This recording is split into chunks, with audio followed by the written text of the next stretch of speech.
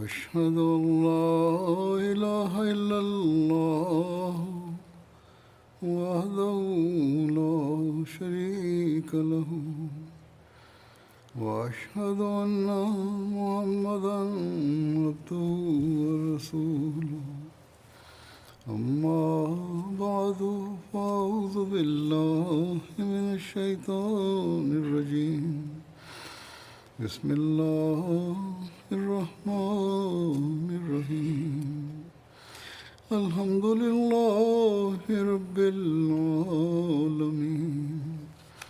الرحمن الرحيم مالك يوم الدين إياك نعبد وإياك نستعين اهدنا الصراط المستقيم صراط الذين أنعمت عليهم غير المغضوب عليهم ولا الضالين.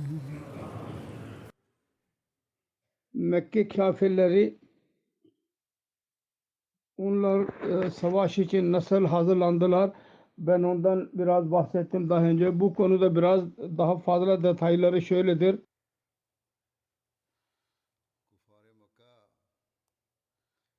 Umayya bin Half adlı birisi vardı. İkincisi Ebu Lahib. Hazırlıklar içerisinde bunlar biraz geciktiler. Bunun detayları konusunda yazılıdır. Bu savaş için Kureyş liderleri her insan için gitmesini söylüyorlardı. Fakat Umayya bin Half istemiyordu. Mekke'nin bir lideri Ukba bin Abu Muayt Umayya'nın yanına geldi ve onun yanında oturdu ve dedi ki ey Abu Lala, sen bu kadınların kokusunu al çünkü sen de kadınlardansın, senin savaşıyla ne alakan var? Başka bir rivayete göre Abu Cehil Umayya'nın yanına geldi. Bu ana dedi ki sen Mekke'nin liderlerinden birisisin. Eğer sen savaşa gitmezsen diğerler dahi gitmeyecekler. Onun için mutlaka bizimle beraber gel. Bir iki gün mesafe için git, ondan sonra geri gelirsin. Aslında Ümeyye savaşa gitmek istemiyordu. Çünkü onun öldürülmesi konusunda Resulullah sallallahu aleyhi ve sellem önceden gaybi haber verdiydi. Ve o da biliyordu bunu. Buhari'de Hazreti Abdullah bin Mesud'da rivayet vardır. Hazreti Sa'd bin Muaz umre niyetiyle gitti. Umayya bin Half'ın yanından geçti. Umayya eskiden tanışıyorlardı. Suriye'ye gittiği zaman, Medine'den geçtiği zaman Hazreti Sa'd'ın yanında kalırdı. Umayya Hazreti Sa'd'a dedi ki biraz bekle. Umre yapmak istiyordu, biraz bekle. Öğleyin insanla gafil olunca gidip tavaf edersin. Müslümanların muhalefetinden bu böyle davranıldı. Hazreti Sa'd tavaf ediyordu öğleyin. Bir de ne görsün ki Ebu Cehil vardır. Dedi ki bu kimdir Kabe'ye tavaf eden? Hazreti Sa'd dedi ki ben Sa'd'ım. Ebu Cehil dedi ki sen Kabe'ye barışı içinde mi tavaf edeceksin? Halbuki sen Resulullah Muhammed ve onun arkadaşlarına sığınma verdin. Hazreti Sa'd dedi ki evet. O zaman birbirlerine sövdüler. Ebu Cehil dedi ki sen nasıl burada tavaf edebilirsin? Sen Resulullah'a sığınma verenlerden birisisin. Her neyse. Dedi ki ben sığınma verdim ve burada tavaf bile edeceğim. Birbirlerini sövmeye başladılar. Ümeyye Hazreti Sa'd'a dedi ki ey Sa'd, Ebul Hakem Ebu Cehil'in künyesiydi. Sesini yükseltme ona karşı. Çünkü o bu vadinin lideridir. Hazreti Sa'd dedi ki Allah adına yemin ediyorum, eğer Beytullah'ı tavaf etmekten mani olursan ben daha fazla mani olacağım size ve sizin ticaret yolunu, Suriye ticaret yolunu Medine'den geçiyor, ben onu kapatacağım. Hazreti Abdullah bin Mesud diyordu ki Umayye Sa'd'a dedi ki sesini yükseltme ve mani olmaya çalıştı. Hazreti Sa'd öfkelendi ve Umayye dedi ki sen bana bir şey yapma ve Ebu Cehil'e yardım et, yardımcı olma. Ben Muhammed Resulullah sallallahu aleyhi ve sellem'den duydum. Kendisi buyurdu, seni öldürendir o. Yani sen öldürüleceğini söylemiştir. Muhammed'in yardımcıları seni öldürecekler diye haber verdi. Umayye dedi ki beni mi? Evet evet seni. Umayye dedi ki Mekke'de mi? Sonra dedi ki ben bilemeyeceğim. Bunu dinleyerek Umayye dedi ki Allah adına yemin ediyorum, Muhammed'in söylediği o yalan söylemez, doğru söz söyler. Karısına geri geldiği zaman dedi ki sen biliyor musun Yasribli dost bana ne dedi? Dedi ki ne dedi? Umayye dedi ki o diyor ki Muhammed sallallahu aleyhi ve sellem'den duymuştur. Diyordu ki o beni öldürendir. Karısı dedi ki Allah adına yemin ediyorum Muhammed sallallahu aleyhi ve sellem yalan bir şey söylemez.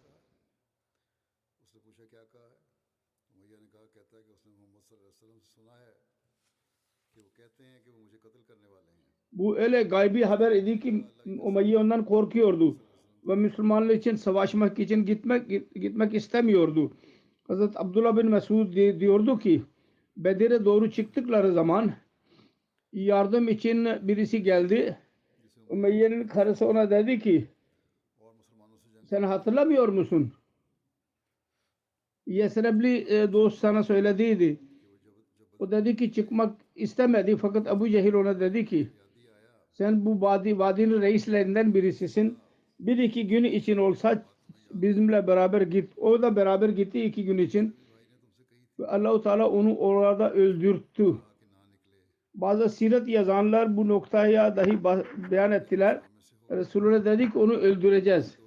Halbuki Resulullah onu beyan etmedi. İzah edenler diyorlardı ki onun anlamı şuydu. Onun öldürülmesinin sebebi olacaktı. Resulullah sallallahu aleyhi ve sellem onu öldürmedi. Umayye bin Salf'ı, Ubay bin Half'ı yerinden başka birisini öldürmedi. Onu Uhud savaşında öldürdüydü. Sonra izah eden diyorlar ki Hazreti Sa'd Umayye şunu demiş olsun. Muhammed'in dostları seni öldürecekler. Daha önce beyan edildiği gibi. Rivayet şöyle dahi vardır. Kendisi yahut dostları kendisini öldürecekler. Her neyse bu öldürülme oldu. Bu olay. Ve tartışmaya gerek yok ki kim öldürdü gaybi haber idi ve tamamlanmış oldu. Aynı şekilde Ebu Leheb bile korkuyordu savaşa gitmekten ve bir adamı gönderdiydi kendi yerine ve kendisi gitmediydi. Onun gitme işinin sebebi Atike bin Abdülmuttalib'in rüyasıydı. Diyordu ki Atike'nin rüyası öyledir. Nasıl ki bir şey elden alınmış olsun. Yani kesindir. Hazreti Mirza Beşir Ahmet radıyallahu anh bunun detaylarını şöyle yazmıştır. 2 kişi vardı ancak onlar gitmek istemediler. Ebu Leheb ve Umayye bin Half idiler. Fakat onların gecikmesi yüzünden Müslümanların sempatisi değildi. Bunun sebebi Ebu Leheb kardeşi Atike bin Abdülmuttalib'in rüyasından korkuyordu. Zemzem'in gelmesinden 3 gün önce gördüydü. Ve Umayye bin Half bu gaybi haberden yüzünden gitmek istiyordu. Resulullah sallallahu aleyhi ve sellem öldürülmesi konusunda söylediydi. Ve Sa'd bin Muaz vasıtasıyla Mekke'de ondan haber aldıydı. Fakat her iki reislerin geri kalmasında amme kefarlar etkileneceklerdi. Onun için diğer Kureyş reisleri coşkulandırarak her ikisini razı ettiler. Umayye kendisi razı oldu ve Ebu Lahib başka birisine para vererek gönderdi kendi yerine. Böylece 3 günlük hazırlıktan sonra 1000'den daha fazla asker Mekke'den çıkmak için hazırlandı. Bunlar daha Mekke'deydiler. Bazı reis Kureyşlerinin aklına geldi. Banu Kenana'nın Banu Bakır dalı ile Mekke'nin işleri iyi değil, alakaları. Belki onlar istifade ederek Mekke'ye saldırabilirler. Ve bu yüzünden mütezebzeb oldular, şüphelendiler. Suraka bin Malik bin Coş o zaman Mekke'deydi. Onlara teselli verdi ve dedi ki ben garanti veriyorum Mekke'ye kimse saldırmayacak.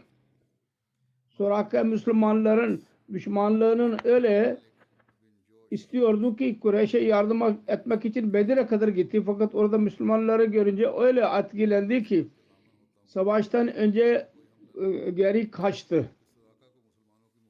Mekke'den çıkmadan önce Kureyşliler Kabe'ye giderek dua ettiler.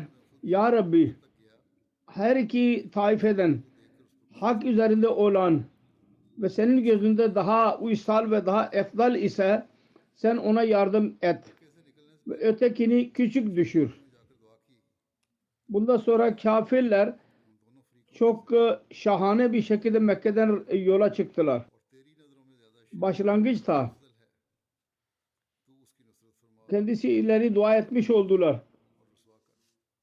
Onların sayısı 1300 idi başlangıçta. Referans var.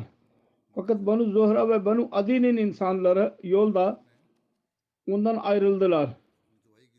Böylece Kureyş'in sayısı, askerin sayısı 950 yahut başka bir rivayete göre 1000 kaldı. Ondan sonra 100, bazılarına göre 200 at, 700 deve, 600 zırh ve diğer savaş malzemeleri vardı.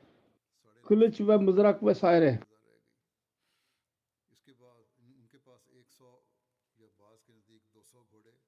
Kureyş liderlerinin helaketi konusunda Cühem bin Salt'ın rüyası vardır. Onun zikri vardır. Kureyş ahalisi Mekke'den çıktılar ve Cofe'ye indiler. Cofe Mekke ile Medine arasında aşağı yukarı 82 kilometre mesafededir. Cühem bin Salt insanlara beyan etti. Ben bir rüya gördüm. Adamın birisi at üzerinde geldi ve bir deve dahi yanında vardır ve diyordu ki Utba bin Rabi'ye öldürüldü. Şeyba bin Rabi'ye öldürüldü. Abul Hakim bin Hişam, Abu Cehil yani öldürüldü. Umayye bin Half öldürüldü. Filan filan diğer liderler Bedir'de öldürülenlerin hepsinin ismini andı ve sonra kendi devesine mızrak atarak onu bizim askerimize gönderdi ve bizim aramızda hiçbir birisi yoktu ki onun kanından etkilenmiş olmasın çadır dedi öfkelenerek. Banu Muttalib arasından Abu Cehil dedi ki başka bir peygamber ortaya çıktı. Yarın biz savaşırsak bileceğiz ki kim öldürülüyor.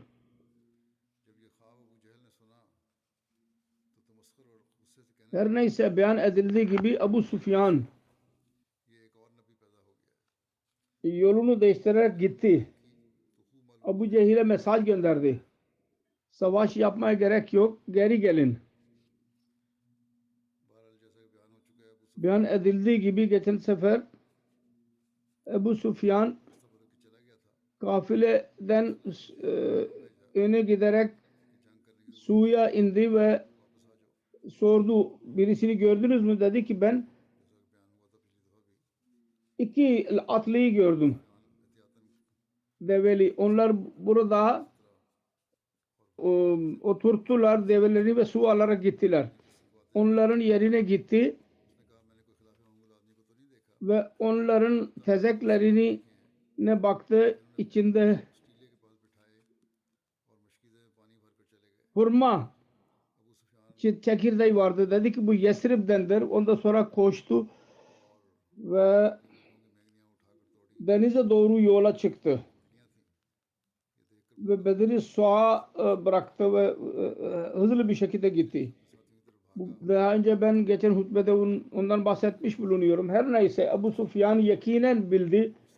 Kafileyi korumuştur. Kureyş'e mesaj gönderdi. Siz kendi kafilenizi, malınızı korumak için geldiniz. Allah-u Teala onu korumuştur. Onun için geri gelin.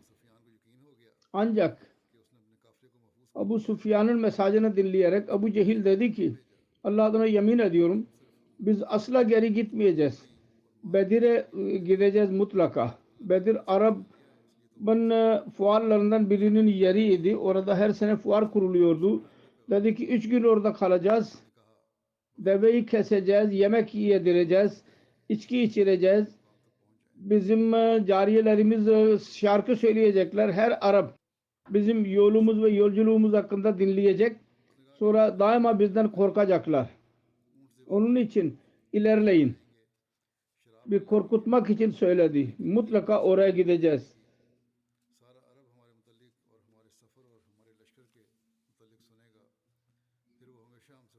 Banu Zuhre kabilesi dahi vardı yanında. Onun hakkında yazılıdır.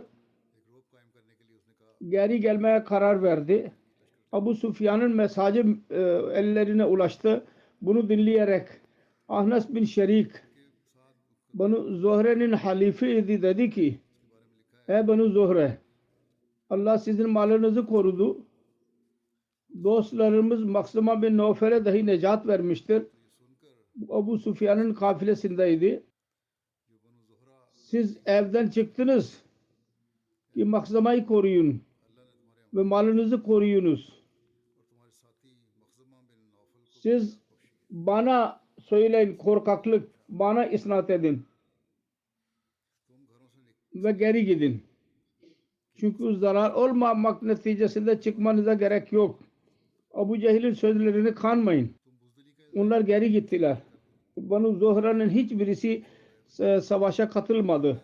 Aynı şekilde Banu Adi bin Ka'b'dan birisi asla savaş için gitmedi ve geri gittiler. Kureyş kafilesi ilerledi.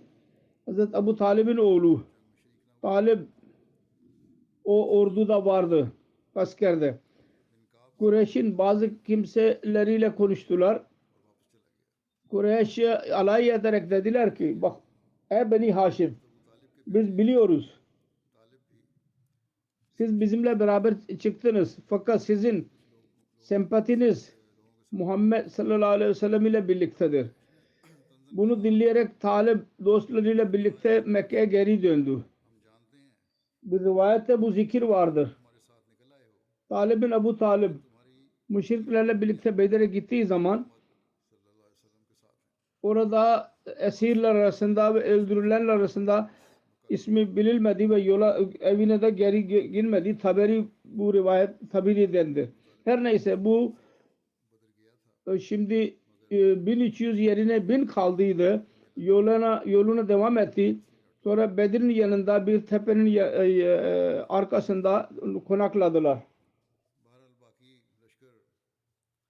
Resulullah sallallahu aleyhi ve sellem Medine'den çıkması ve Müslümanların sayısı bunun hakkında yazılıdır. Resulullah sallallahu aleyhi ve sellem 2 Hicri Cumartesi günü Medine'den çıktı. Kendisiyle birlikte 300'den daha fazla insan vardı, asker vardı. 74 muhacir ve diğerler ansarlardan idiler. Bu ilk gazveydi ki Ansar bile ona katıldılar. Hazreti Osman bin Affan Resulullah sallallahu aleyhi ve sellem Medine'de kalmasını emretti. Çünkü onun zevcesi Hazreti Rukayye binti Resul sallallahu aleyhi ve sellem hastaydı. Bir rivayet vardır. Hazreti Osman kendisi hastaydı fakat fazla karısının hastalığı konusunda rivayet vardır. Müslümanların sayısı 313 beyan edilmiştir. Sahih Buhari'de zikir vardır. Hazret Bera bin Azib rivayet var. Hz. Muhammed sallallahu aleyhi ve sellem eshabları Bedir gazvesine katılan bana dediler ki Talut'un dostları gibi sayıları vardı. Denizden çıktıkları zaman yani 310'dan daha biraz fazla. Müminler Talut ile birlikte deryadan geçtiydiler. Resulullah sallallahu aleyhi ve sellem ashabları saymayı emretti. Saydıktan sonra Resulullah sallallahu aleyhi ve sellem'e haber verdiler. 312 kişi vardır. Kendisi çok mutlu oldu ve dedi ki Talut ile birlikte ne kadar insan varsa aynı sayıdadırlar. Hz. Müslim Maud radıyallahu anh bu sayı konusunda şöyle diyor. Biz görüyoruz ki Bedir zamanında eshablar 313 savaşta sayıda çıktılar. Eğer 313 yerine 600 ya 700 olarak çıksaydılar ve eshablar bile katılsaydılar Medine'de kalanlar savaş onlar için daha kolay olabilirdi. Fakat Allah-u Teala Muhammed Resulullah sallallahu aleyhi ve sellem'e bu savaş hakkında söylediydi. Fakat yasak ettiydi. Savaş konusunda birisine söylememelisin. Ve sebebi şuydu. Allah-u Teala eski bazı gaybi haberleri tamamlamak istiyordu. Mesela eshabların sayısı 313 idi. Ve bu gaybi haber vardır ki Cidon'un ile olan olay Muhammed Resulullah sallallahu aleyhi ve sellem ve eshablara birlikte dahi aynısı olacak. Ve Cidon peygamber savaştığı zaman onun sayısı askerin 313 idi. Eshablar onu öğrenseydiler biz savaş için Medine'den çıkıyoruz. Hepsi çıkarlardı. Ve onların sayısı 313'ü geçerdi. Bu hikmete tabi olarak Resulullah bunu gizli tuttu. Ki eshabların sayısı 313'ten geçmesin. Çünkü 313'ün gitmesi gaybi haberi tamamlayabilirdi. Onun için gerekliydi ki bu haber gizli tutulsun. Ve savaşa giderek insanlara söylendi ki Kureyş ile mukabele yapacaksınız.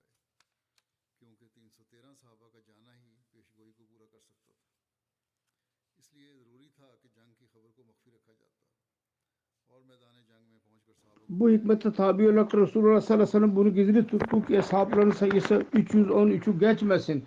Çünkü 313 kişinin gitmesi o gaybi haberi tamamlayabilirdi. Ve o zaman onlara söylendi ki siz Kureyş ile savaşacaksınız. Bir bayan vardı Umme Varaka Nawfal binte Nawfal. Onun cihad hissi konusunda şöyledir. Coşkusu konusunda Resulullah sallallahu aleyhi ve sellem Bedir'e gittiği zaman Hz. Umme Varaka kendisine arz etti. Ya Resulallah benim bile cihada gitmeme izin verin. Ben sizinle birlikte hastalara bakacağım. Belki Allah-u Teala bana bile şehadet verir. Resulullah sallallahu aleyhi ve sellem dedi ki sen evinde kal. Allah-u Teala sana şehadet verecek.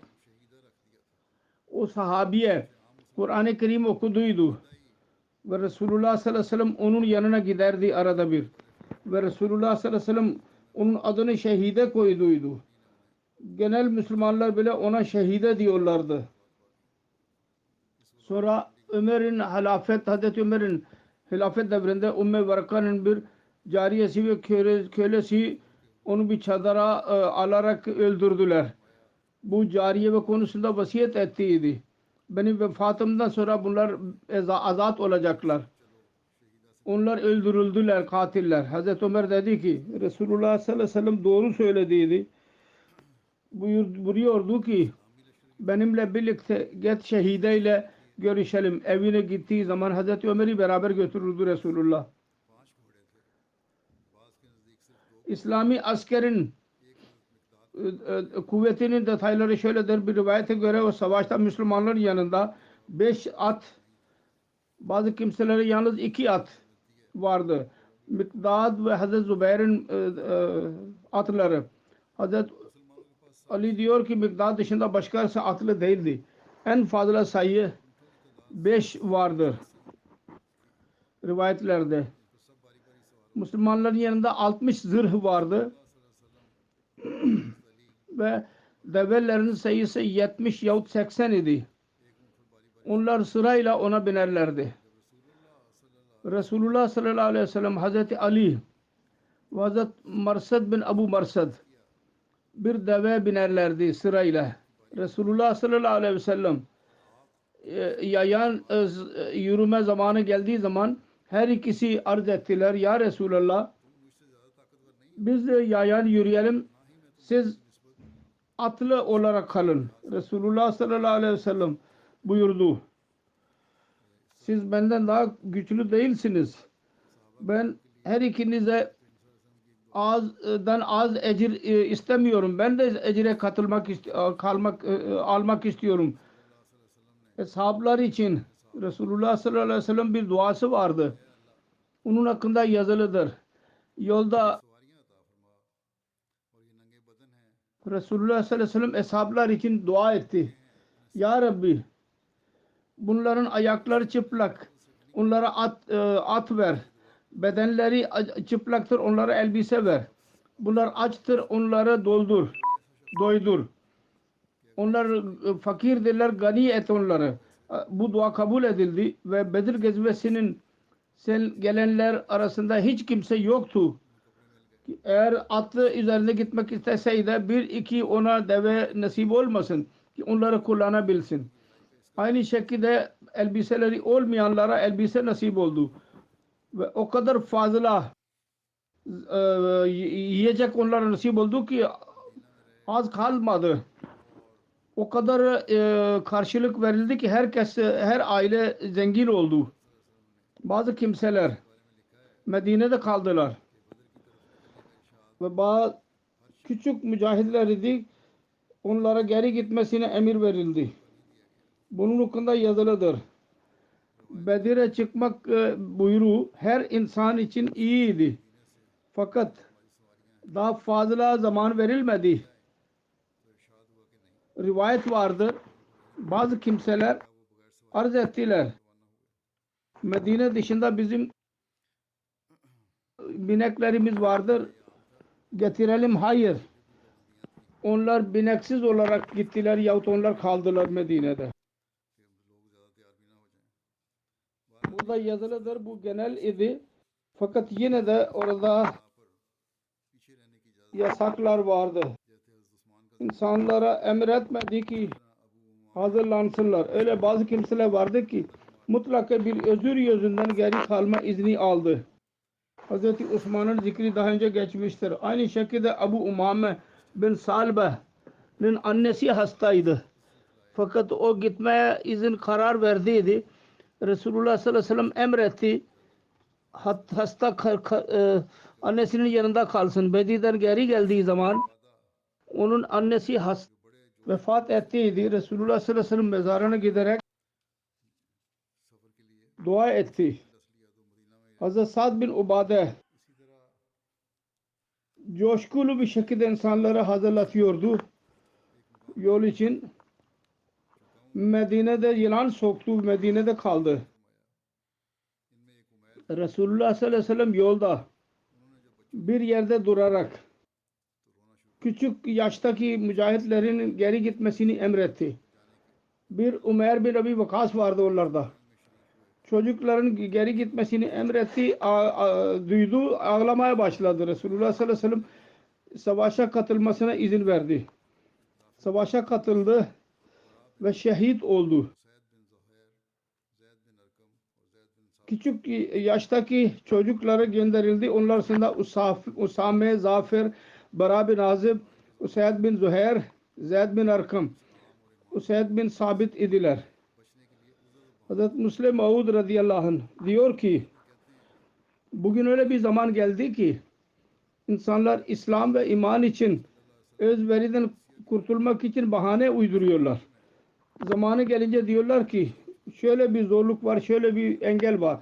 Fakat Resulullah sallallahu aleyhi ve sellem'in kuvveti kudsiyesine tabi olarak Müslümanlarda özveri o kadar fazla idi ki kadınlar ve erkekler bir yana çocuklar bile bu his ile doluydular. Öyle ki Bedir Savaşı zamanında Resulullah sallallahu aleyhi ve sellem hesapları çağırdı ki onlardan seçsin savaş için hazır olanlar. O zaman adamın birisi yakında vardır.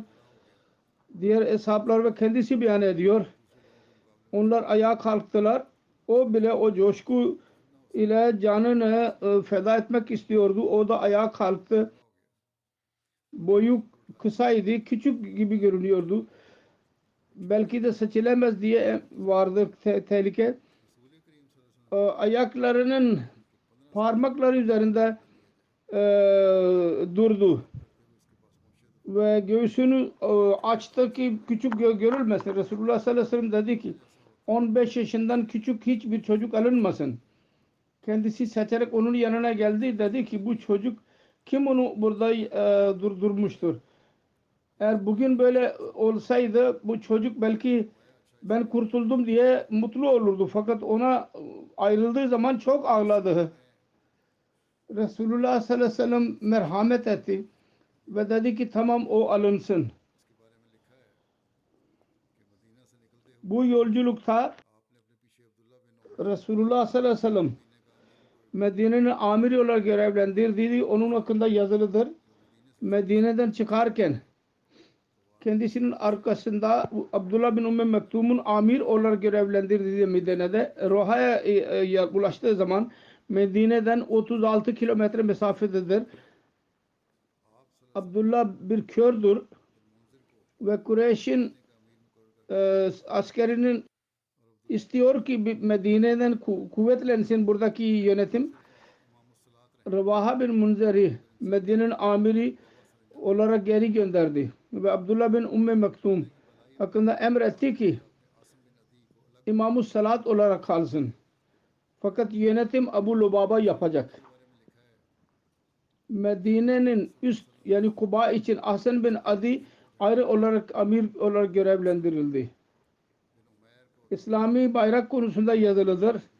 Resulullah sallallahu aleyhi ve sellem İslami bayrak Hz. Musab bin Umer'e verdiydi. Bu beyaz renkliydi. Bunun dışında iki siyah bayrak bile vardı. Birisi Hz. Ali'nin elindeydi. Adı Ukab idi. Bu Hz. Ayşe'nin kumaşından yapılmıştı ve başka bir Ansari'nin elindeydi.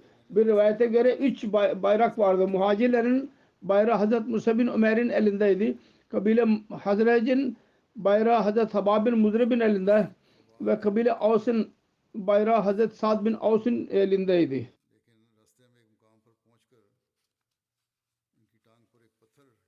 Hz. Havas bin Cübeyr birlikteydi savaşta. Fakat yolda bir yola ulaştığı zaman bir taş geldi, düştü ayağına ve kan çıkmaya başladı. Onun için yürüyemez oldu. Onun için Medine'ye geri gönderildi. Resulullah sallallahu aleyhi ve sellem onun için bile ganimet malından pay çıkardı. Bazı ulemalara göre Bedir Savaşı'na katıldıydı. Fakat asıl şuydu ki geri gönderildi. Müşriklerin yardımı almak konusunda diyor ki Medine'de Habib bin adlı bir çok kuvvetli ve cesur bir kimse vardı. Hazret kabilesinden idi. Bedir gazvesine kadar Müslüman olmadıydı. Fakat o bile kendi kavm Hazreti ile birlikte savaş için çıktı. Ve savaş zamanında ganimet malına ulaşacağını dahi bekliyordu. Müslümanlar çok mutlu oldular ki o da geliyor. Fakat Resulullah sallallahu aleyhi ve sellem dedi ki bizimle birlikte ancak bizim dinimizde olan gidecek. Başka rivayet vardı, dedi ki sen geri git. Biz müşrikten yardım almak istemiyoruz. Habib bin Yasaf Resulullah sallallahu aleyhi ve sellem'in yanına geldi. Resulullah sallallahu aleyhi ve sellem ikinci defa onu geri gönderdi. Üçüncü defa o geldi. Resulullah sallallahu aleyhi ve sellem dedi ki sen Allah ve onun Resulüne inanıyor musun? O dedi ki evet. Ondan sonra Müslüman oldu ve cesurane bir şekilde savaştı. Bunun arasında Hazreti Sa'd konusunda vardır. Yolda bir yere giderek Resulullah sallallahu aleyhi ve sellem Hazreti Sa'd bin Abi Vakas'a buyurdu. Ey Sa'd, bir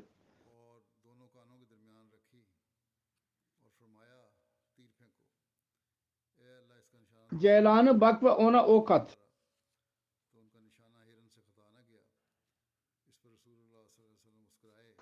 Onu aldı ve dedi ki ya Rabbi onun nişanını düzelt.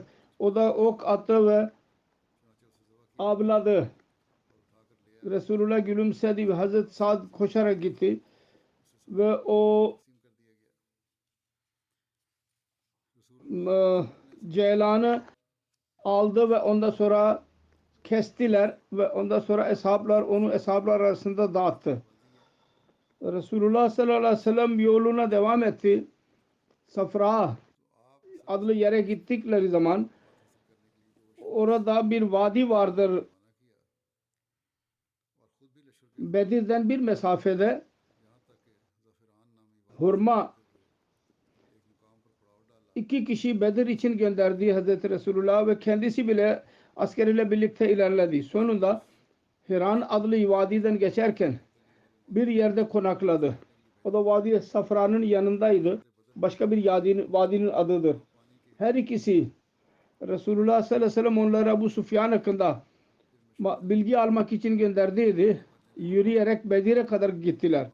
Orada bir su yanında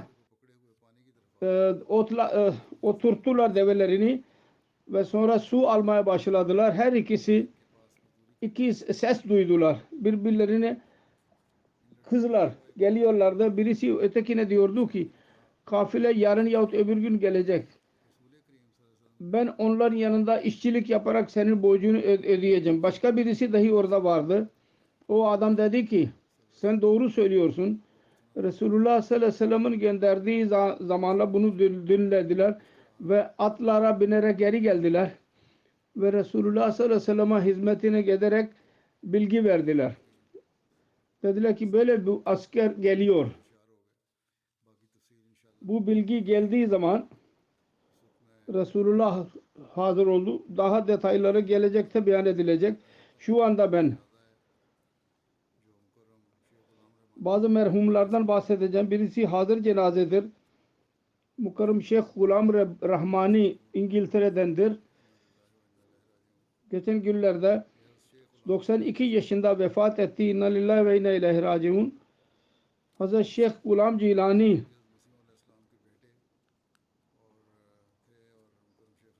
Mesih Maud Aleyhisselatü Vesselam'ın sahabinin oğlu idi. Ve Şeyh Rahmetullah uzun zaman Karachi'de hizmet etmek nasip oldu kendisine. Karachi'de bile kaldı. Onun damadı idi. Şeyh Gulam Rahmani'nin oğlu 1902 senesinde Kadiyan'a gitti ve Mesih Maud Aleyhisselatü Vesselam'ı ziyaret etti ve hemen iman etti. Bu yüz bir yalancının yüzü olamaz. Gulam Rahmani Bey 1958 senesinde İngiltere'ye geldi. Buraya gelerek mühendislik diplomasını aldı. Sonra uzun zaman burada hastanede çalıştı. Yıllarca Nasyonal Genel Sekreter olarak görev yaptı. Southall cemaatinin sadrı, başkanı olarak görev yaptı. Southall misyonun için çok çaba sarf etti. Allah-u Teala kabul etti. Bir misyon kuruldu orada bir evde. Bir komşu şikayet etti. Yöneticiler kapatmaya karar verdiler. Fakat Rahmani Bey çok çaba sarf ederek fikrini söyledi. Ve onun neticesinde Allah-u Teala'nın lütfuyla başarı olduğu cemaat lehinde karar verildi. Rahmani Bey yıllar Southall'da ders verdi ve yeni neslin birçok insanı İslam Ahmediye'nin talimatını iletti. 1996 senesinde National Secretary Vesaya oldu. 2005 senesinde ben vasiyet konusunda söylediydim ki çanda verenlerin %50 musi olsun. Bu çok çaba sarf ederek bu konuda çaba sarf etti. Ve Vesaya'ya bile dedi ve organize etti. Merhum namaza bağlıydı, tilavet ederdi. Az konuşan, çok sevgiyle karşılaşan, çok ihlas sahibi bir kimseydi. Hilafet ile derin bir sevgisi vardı. Hacı Beytullah bile yaptı. Hacı yaptı. Musi idi. Bir karısı Cemila Rahmani dışında bir oğul Halid Rahmani ve bir kız vardır Ayşe. Doktor Nasim Rahmetullah Cerman İslam Arap ve sahibinin kız kardeşidir. Leyk Tahir Murabbi diyor. Fazıl Camisi'ne gelirdi ve çandaya vererek makbuz alırdı. Ben yalnız o kadar tanışıyordum kendisiyle. Fakat onun tabiatı üzerinde iyiliğin etkisi vardı. 1990 senesinde biz orada South Hall'a ben görevlendirdim. Orada tanıştım bir murabbi olarak. O günlerde South Hall'ın sadrı idi. Misyon merkezin bakıyordu kendi evi gibi. Evde kalır, merkezde kalırdı, onu temizlerdi. Genişliği bile onun zamanında olduğu çok cesur birisiydi. Her birisini severdi. Cemaatin parasını korurdu ve çok iyi bir insanıydı. Emirül Müminin diyor ki ben de görüyorum çok aciz bir kimseydi. Hilafet ile vefası vardı. Çok aşırı derecede. Çok ileri seviyeydi. Çok az kimseler öyle olur. Allah-u Teala kendisini mağfiret eylesin ve derecelerini yükseltsin. Ve onun çocuklarını bile onun iyiliklerini cari tutmayı nasip etsin. İkinci cenaze gayiptir. Bu cenaze Rahmani'nin hazırdır. Onunla birlikte gayb cenaze vardır. Gayb cenaze arasında ilk cenaze Tahir Hart Muhammed Bey'dir. Mehdi Abad Dori Burkina Faso daydı. Geçenlerde vefat etti. 44 yaşında. İnna lillahi ve inna ileyhi raciun. Misyon in charge muballig yazıyor. Onun babası 1989 senesinde beyat etti fakat bu beyat etmediydi. Sonra 19 yaşında ayağı hastalandı. Vagadugu gitti ilaç için, tedavi için çok dua etti. Ya Rabbi bana doğru yol göster. Eğer Ahmediye doğru ise bana yol göster. İstiyordu gençlikte ki din konusunda bilgi öğrensin ve Allah'a dua etti. Tedavi arasında değişik rüyalar neticesinde teselli oldu ve geri gelerek biat etti. Sonra cemaatin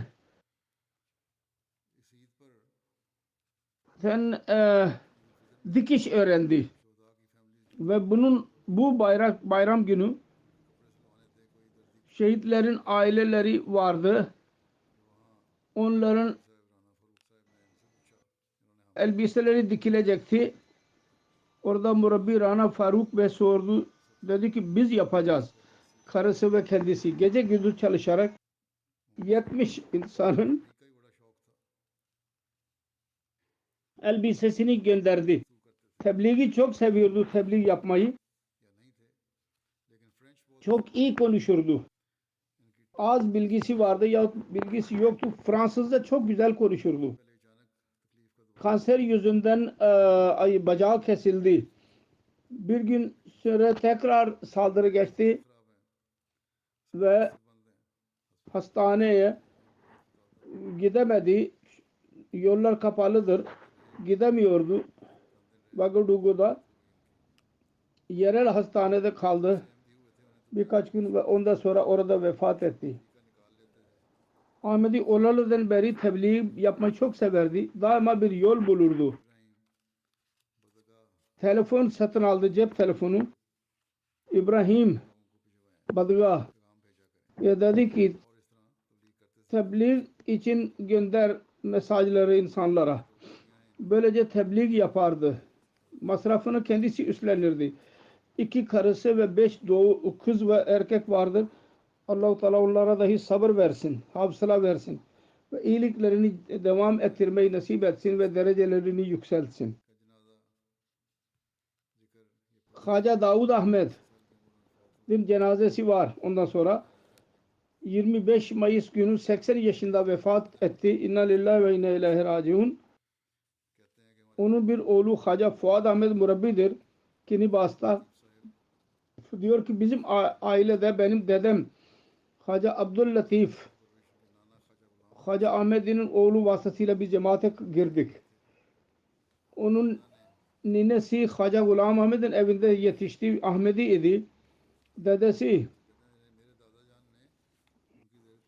1917'sinde aşağı yukarı 11 senesinde cemaate katıldı. Böylece bütün kardeşler arasında tek Ahmedi idi. Kanada'da uzun zaman cemaat hizmeti nasip oldu kendisine. Önce Pakistan'da İslamabad'da uzun zaman hizmet etti.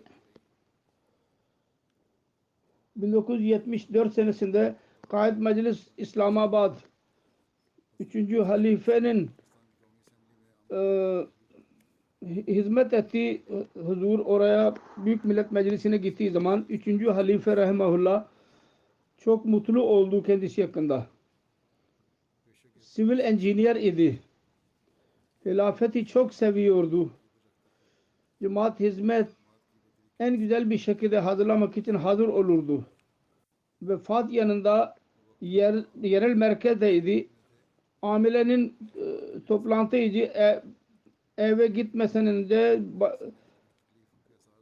sancı duyduğu göğsünde ve birkaç dakikada vefat etti. İnna lillahi ve inna ileyhi raciun. Musi idi.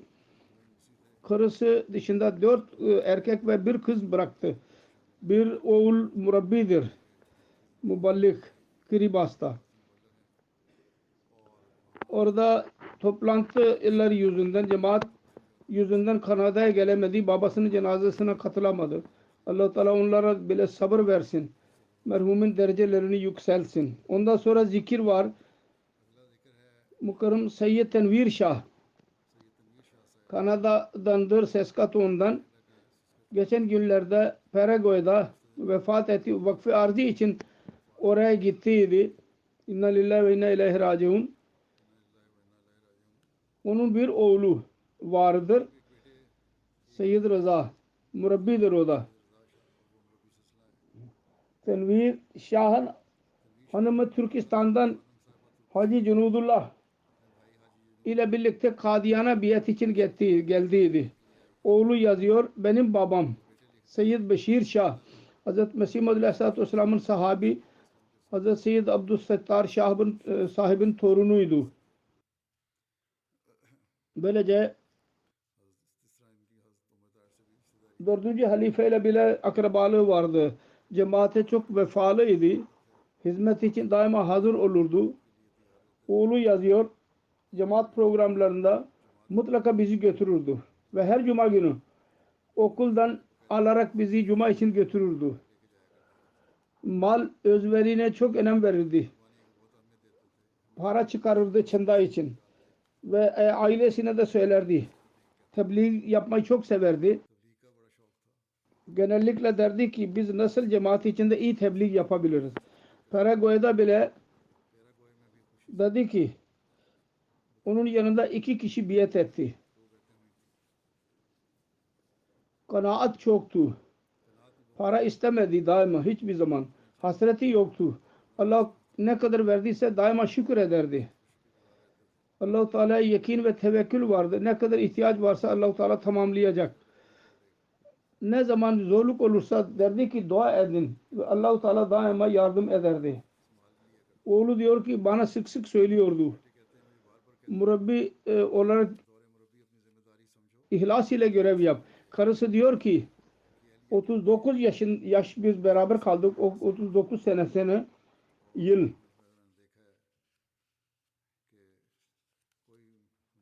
Bir eksiklik görmedim. Halifeyi çok seviyordu. Çocuklarına bile nasihat ederdi.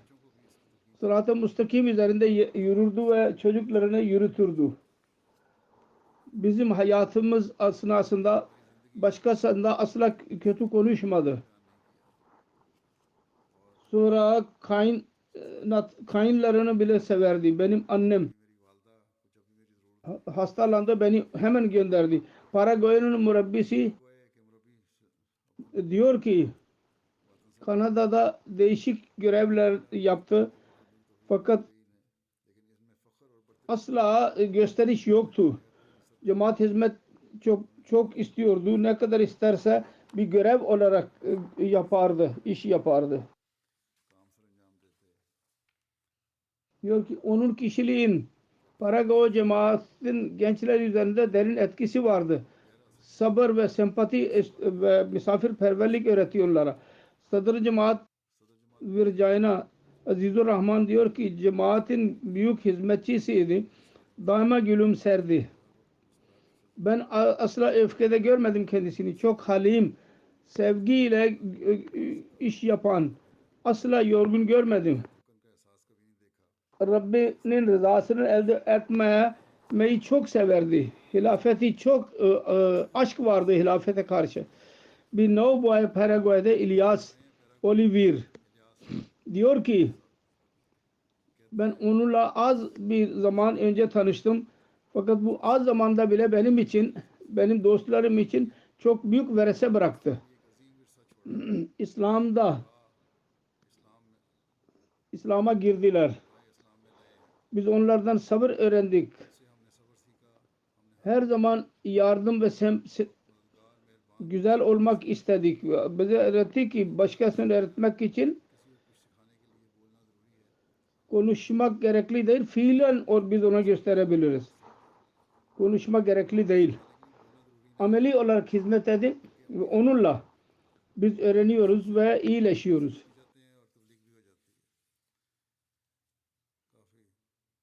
Allah Teala merhum ile mağfiret muamelesi yapsın ve onun çocuklarına sabır ve hafsala versin ve iyiliklerini devam ettirmeyi nasip etsin. Bir zikir vardır. Rana Muhammed Zafarullah Han murabbiydi. Geçen günlerde vefat etti. Rana Ataullah Han'ın oğluydu.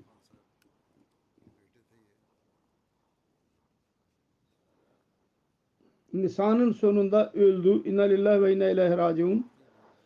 Bunun ailesinde Ahmediye cemaati baba dedesi ile cemaate katıldılar. Onlar 1932 senesinde Hz. Müslim Maud'un eli üzerinde biat etti. Biatten sonra çok muhalefet ile baş başa kaldı ve bu muhalefet yüzünden birçok kimse mürted oldu fakat kendisi Ahmediye sabit kaldı ve tebliğ yapmaya devam etti. Rana Bey, Zafarullah Bey 1987'sinde camiayı geçti. Ondan sonra 36 senesinde hizmet etti. Değişik bölgelerde murabbi olarak görev yaptı. Seyyid Nematullah Gana'da muballiktir. Diyor ki Çini Paya Peşaver'da biz oraya geldik. Orada murabbi bey oradaydı. 1989 senesiyle 2000 arasında sade mizaçlı, sabır ve derviş bir kimseydi. Çok çaba sarf eden, seven bir kimseydi.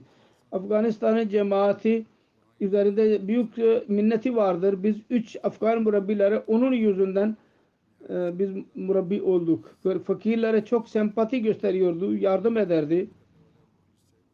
Karısı anlatıyor. Vefat haberini alarak birçok kimse, kadın erkek bizim eve için, taziye için geldiler ki biz onları tanımıyorduk. Onun için biz diyorduk ki murabbi bizim masraf bize veriyordu. Ve akrabalarından alarak fakirlere yardım ederdi. Vefatından sonra biz ne olacağız? Damadı var murabbi. Diyor ki ben Rana Muhammed Zafarullah Han gibi insanlar az gördüm. Ben hiçbir kibir görmedim kendisinde. Affetme konusunda ilk olurdu. İster hatası başkasının olursun. Çok seven, başkasına onun işine giren. Bıraktığı annesi ve karısı dışında 3 kız vardı. Allah-u Teala merhumun derecelerini yükselsin ve onun çocuklarına bile onun iyiliklerini devam ettirmeyi nasip etsin. Amin.